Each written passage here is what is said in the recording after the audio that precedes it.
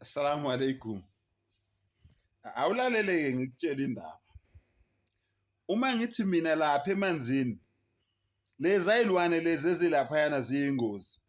Angidlali. Tshelile ngathi mina bengiyisayoni, ngiyazi ukuthi ngikhuluma ngani. Lalela ngikutshela indaba. Ejele ngahlangana nomunye ubaba. Wayenekhanda eliqinile njengabanye abanamakhanda aqinile. Lalela ngikutshela, lo baba lo wayewumfundisi waseZayoni. Angeke ngisisho isibongo sakhe ngoba mangisho isibongo vele kululazeke isibongo sonke kungasalulazeki yena yedwa.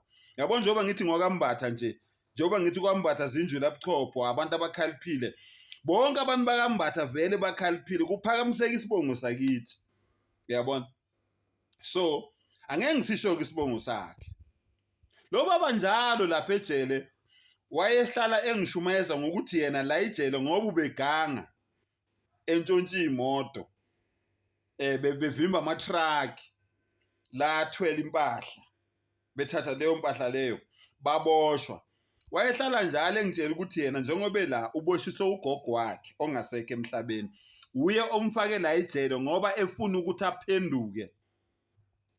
Nangempela ke vele ke yena usephendukile. Yena ugogo wakhe ufikile wamtshela ukuthi mangabe ephuma la uzophatha ibandla elikhulu. Bese ngiyamtshela mina ngithi hey baba Basopho, ugogo wakho kusho wena uthi wafa useNatal, ungcwatshwe eNatal la angcwatshwe khona, angeke ngisho indawo. Kusho wena uthi wafa useNatal la angcwatshwe khona. Usefike nini ke la eDragon City manje? By the way abangayazi iDragon City Sun City. Ngiyambuza ukuthi usefike nini ke la eDragon City ke manje? Abanye bathi Johannesburg prison. Okay? Athi wena ukhulunyiswa ukungazi umntwana ngithi okay baba kunankinga. Athi lalela uthe ugogo uma ngabe ngiphuma la uzongipha ama X5 i2 iBM 4x4 X5 bese enginika ama quantum awu8. Lawo ma quantum lawo akusawo ukurenka. Lawo ma quantum lawo okulanda abazalwane izalukazi namakhehla laba abangasakhona ukuhamba bezenkonzweni. Akusawe rank, awukulanda nje abazalwane. Kodwa mina uzongipha ini ama X5 i2. And then ugogo wakhe futhi umtshelile ukuthi uzofa eno75 years. Gogo wakhe umtshele lokho. Okay, kulungile ke mfowethu. Kodwa soyicela uvuthiwe. Kusho mina ngiyambhuqa ngalezo sikhathi. Hayi nangempela ke abuye kumbatha ejele. Ibahluleka icase laba babebophisa umbatho. Kuthi wayeboshelweni ke inkulumo yangelinye ilanga lelo khululeka. Kodwa ngisona isigamu ngiyangibona nawe. Okay? Kwakuyimfamona nje zazingidlela umona ngendlela ezazingidlela ngayo umona. Hayi mayephuma kumbatha kanti nalo baba lo naye uzotola. Angithi yabona bayichitheke icase aphumeke lo baba lo. Aqhubeke nokungilandelela lokho engitshela ngalogogo wakhe.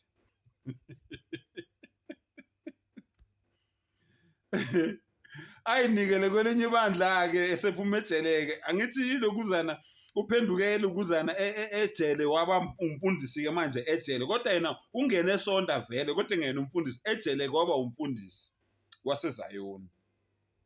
Ake ayinikele kwelinye ibandla ke lamaZayoni.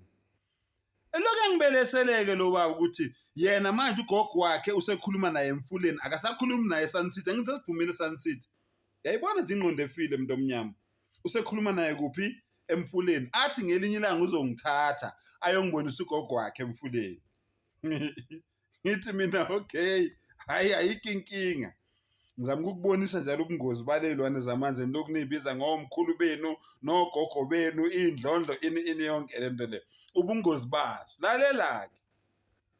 Sahamba ke saya emfuleni.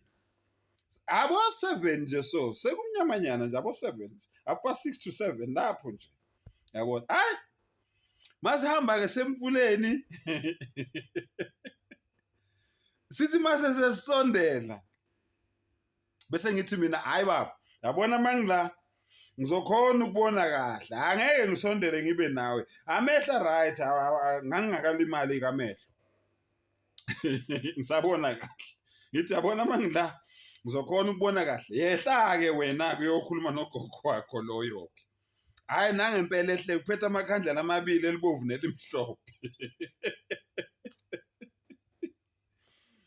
afike ke wakhanyisa amakhandlela lawo elibomvu nelimhlophe dalelani akazange angene emanzini wathi wakhumula nje ngaphezulu wakhumula iskipa waqimba ngenhla akazange angene emanzini ngizwa kahle ugogo wakhe waphuma wamuthi qhakathisi ngomsila la onyaweni nomfasifindo akazange angene emanzini akayingenelanga yena uthe semfase lelo findo lelo wathi gqumbu kayi-1 emanzini wamkhipha wathi gqumbu kwesibili emanzini wamkhipha wathi gqumbu kwesithathu emanzini akazange asaphuma wahlala lapha emanzini ngibhekile ngiyabuka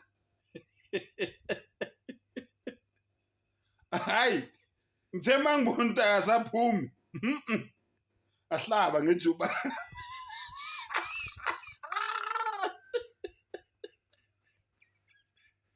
hayi mbatha ijikile lapha kugogo nomzukulu akusazwonanga kahle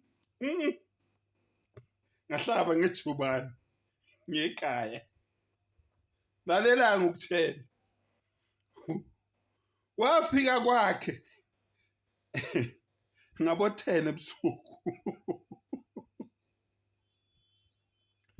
esegula ngekhanda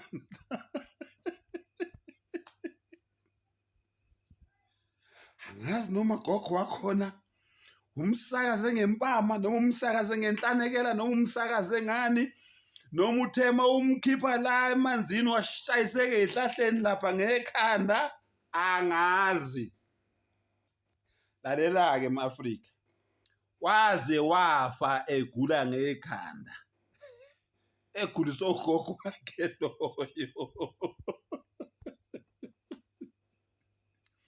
lalelani yekelani ukuye emanzini kuyingozi ukuye emanzini akunamkhulu wakho lapha akunagogo wakho lapha kunezilwane eziyingozi ezidalwe umdali ezingacabangi njengawe ezingakwazi eningazi wona amazala ndawonye nazo akubona abafuweni laba nodadewenu no aunt bakho noba umncane no mamkhulu uzolimala lapha yana ngitshela mina ngento engayibona waze wafa na 62 years azange afike nakuleyo 75 lama 4x4 ayakhuluma ngama amalukuzana ama X552 wagcina ngokuwabona ephusheni nalawo makhwanta ama8 alanda abazalwane yekelani umsangani nizolimala sharp